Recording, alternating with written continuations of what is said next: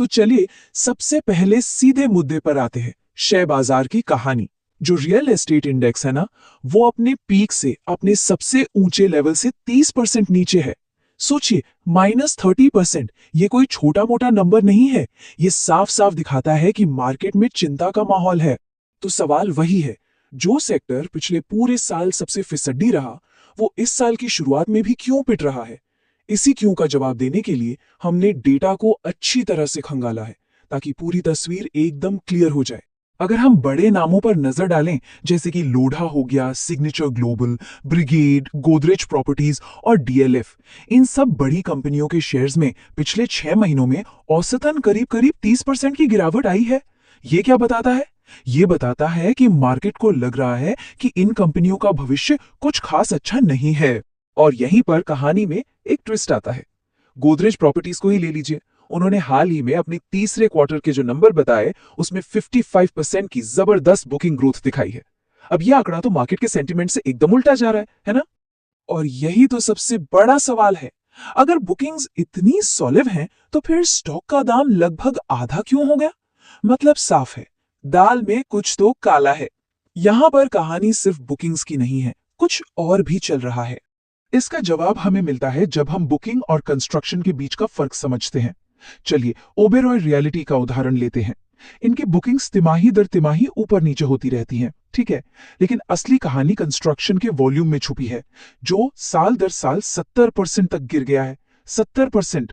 इसका सीधा सा मतलब है कि कंपनियां बुकिंग्स तो ले रही हैं, लेकिन जमीन पर नया काम शुरू करने से कतरा रही हैं।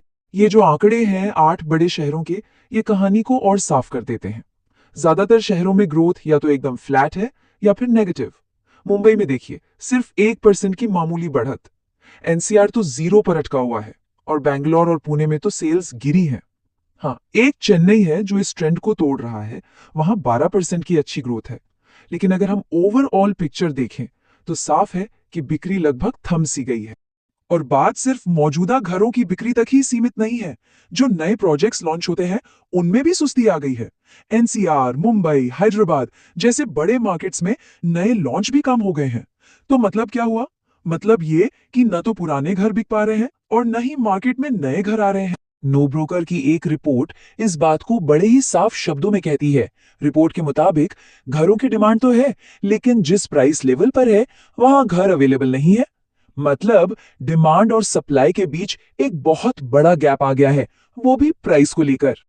अब जो आंकड़े हम देखने वाले हैं, वो सच में चौंकाने वाले हैं। हैदराबाद में 84% लोगों का मानना है कि घर उनके बजट से पूरी तरह बाहर हो चुके हैं। 84%। इसकी एक बड़ी वजह यह भी है कि वहां जमीनों के दाम आसमान छू गए हैं। यही हाल दूसरे शहरों का भी है। बेंगलुरु और पुणे में 42% और मुंबई जैसी महंगी जगह पर 40% लोग यही महसूस कर रहे हैं। अब सोचिए, जब इतने बड़े पैमाने पर लोग घर खरीद ही नहीं पाएंगे, तो बाजार का ठहरना तो लाजमी है। तो इन सारे आंकड़ों को, शेयर बाजार, कंपनियों के हाल, शहरों की बिक्री और अफोर्डेबिलिटी, इन सबको जब हम एक साथ जोड़कर देखते हैं, तो एक तस्वीर उभरती है। और ये तस्वीर मंदी की नहीं है। इसे हम मंदी नहीं कह सकते, ये एक ठहराव है। अंग्रेजी में इसके लिए एक शब्द है, प्लेटो।